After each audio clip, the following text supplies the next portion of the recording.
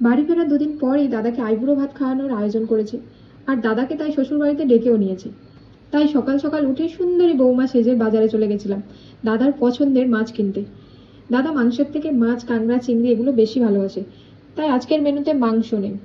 বাড়ি এসে দেখছি দিদি সব রান্না শুরু করে দিয়েছে। এখন হচ্ছে আলু ভাজা, কলমি শাক ভাজা, আর সাথে রয়েছে মোচা, যেটা দাদার সবচেয়ে ফেভারিট। মাছের মধ্যে আছে কাঁকড়া, যেটা আমাদের পুকুর থেকে আমি নিজেই ধরেছি।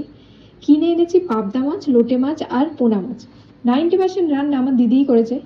আমি শুধু কি করব আর কি করব জিজ্ঞাসা করে করেই সময় কাটিয়ে দিয়েছি।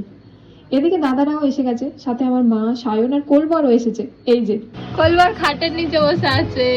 ইয়ে বাবা, আই বুড়ো ভাতে খাটের নিচে কলবার খাবে। খাটের নিচে খাবি?